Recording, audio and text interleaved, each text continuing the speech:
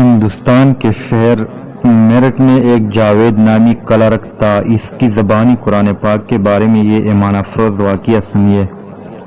وہ لکھتے ہیں کہ ہمارے دفتر میں ایک کینٹین تھی، آس پاس کے لوگ بھی یہاں سے سامان خریدتے تھے۔ فرمایا کہ دفتر کے سامنے ایک بہت بڑا خوبصورت بنگلہ تھا، اس کے اوپر لکھا تھا ہائی لینڈز۔ فرمایا قدرتی طور پر مجھے اس بنگلے میں دلچسپی پیدا ہوئی۔ شام کے وقت ایک مرد، ایک خاتون اور ان کے ساتھ ایک چھوٹی بچی تفریح کے لیے اس بنگلے سے نکلا کرتے تھے۔ اس بنگلے کا ایک نوکر تھا، وہ سودا سلف خریدنے کے لیے ہماری کینٹین میں آتا تھا۔ میں اس نوکر سے مانوس ہو گیا، اس کے ساتھ گپ شپ لگاتا تھا، وہ میرا دوست بن گیا۔ اس سے میں نے پوچھا کہ یہ بنگلہ کس کا ہے اور یہ مرد اور خاتون کون ہے جو ہر روز شام کو یہاں سے نکلتے ہیں۔ اس نے کہا کہ مرد کا نام سجاد ہے، سرکاری وکیل ہے، اور یہ بیگم صاحبہ اس کی بیوی ہے۔ مذہب کے لحاظ سے یہ خاتون عیسائی ہے اور سجاد مسلمان ہے۔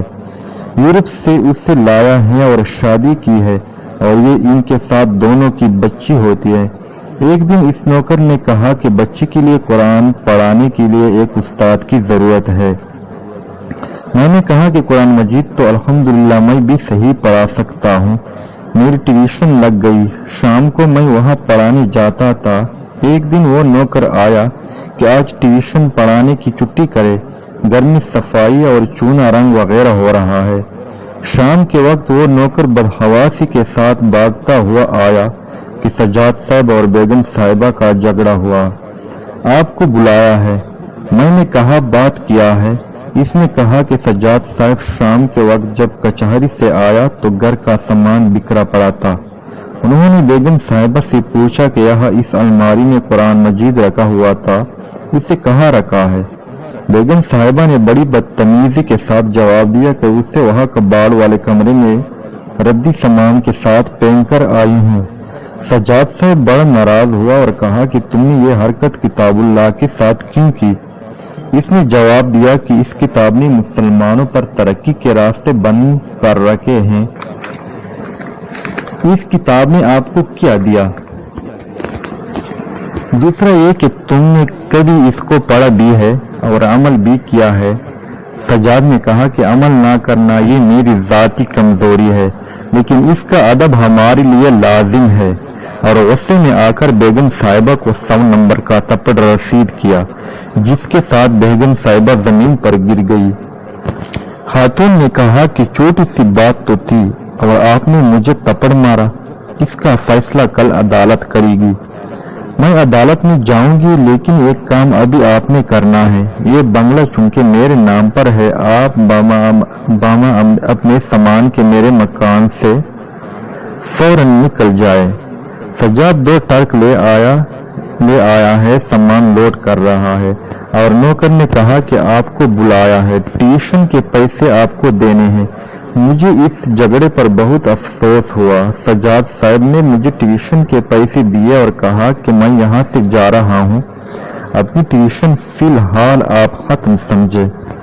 بیگم صاحبہ نے چلتے چلتے جبکہ سجاد گاڑی میں بیٹھا تھا یہ کہا کہ سجاد بچی کا اور اس کے ساتھ میرا خرچہ بھیجا کرے، اور جھگڑے کا فیصلہ عدالت کرے گی۔ چند روز بعد وہ نوکر آیا کہ بیگم صاحبہ آپ کو بلا رہی ہے۔ میں گیا تو بیگم صاحبہ نے کہا کہ بچی کو قرآن پاک پڑھایا کرو، ٹیوشن کے پیسے میں ادا کروں گی۔ میں پھر وہاں پڑھانے جانے لگا۔ بیگم صاحبہ اپنی کرسی ہمارے قریب لگاتی تھی اور بڑے غور سے قرآن مجید کی تلاوت سنتی رہتی تھی۔ ایک دن بیگم صاحبہ مجھ سے کہنے لگی کہ بازار میں انگریزی ترجمے والا قرآن مجید ذرا دیکھ کر لے آؤ۔ 100 روپیہ اس نے دے دیے اور میں ایک انگریزی ترجمے والا قرآن اس کے لیے لے آیا۔ وہ اس کا مطالعہ کرنے لگ گئی اور مجھ سے بھی کبھی پوچھا کرتی تھی۔ اسی اثناء میں محکمہ ریل نے میں نے انٹرویو دیا اور الحمدللہ میں گارڈ بن گیا اور وہاں سے تبادلہ ہو گیا۔ ایک دن میں نے ریل کے ڈرائیور کو سبز جھنڈی دکھائی تو ریل چل پڑی۔ اچانک ایک بچی اپنے والدین کے ساتھ دور سے دوڑتی ہوئی آ رہی تھی اور کہا بابو جی ریل ذرا روک لے، میرے والدین بھی آ رہے ہیں۔ وہ تینوں میرے ساتھ بریک میں بیٹھ گئے، میں نے انہیں نہیں پہچانا۔ یہ سجاد صاحب ان کی بیگم صاحبہ اور ان کی بچی تھی جو اب بڑی ہو گئی تھی۔ سجاد صاحب نے کہا کہ بابو جی آپ کو یاد بھی ہے، آپ ہمارے گھر آ کر اس بچی کو پڑھایا کرتے تھے۔ اب میں سول جج بن چکا ہوں، میری بیگم صاحبہ مسلمان بن گئی ہے، آپ کے ہمارے اوپر بڑے احسانات ہیں۔ قرآن پاک جو آپ ہمارے گھر پڑھاتے تھے، اس کی برکت سے میری بیگم صاحبہ مسلمان بن چکی ہے اور ہم نے راضی نامہ بھی کر لیا، اب ہم ایک ہو گئے ہیں، ناراضگی ختم کر لی ہے۔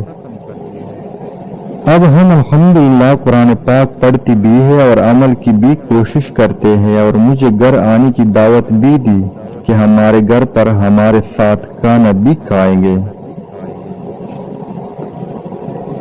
یہ بھی مضمون میں لکھا تھا کہ سجاد صاحب کے سامنے پہلے ان کی بیگم صاحبہ خنزیر کا گوشت کھاتی تھی، بی بی مریم علیہ السلام کی تصویر بھی لٹکائی تھی۔ سجاد صاحب کے والد اپنے بیٹے کو ملنے آئے تھے، بیگم صاحبہ نے اسے گھر سے بھی نکالا تھا کہ اپنے گاؤں چلے جاؤ، یہاں ہمارے ساتھ نہیں رہو گے۔ کسی بھی بات پر سجاد صاحب کو غصہ نہیں آیا، مگر آیا تو قرآن مجید کی توہین پر، اور بیگم صاحبہ کو ایسی ضرب لگائی کہ دن کے وقت اسے تارے نظر آنے لگے۔ یہ تھا قرآن مجید کا اثر اور اس کا اعجاز۔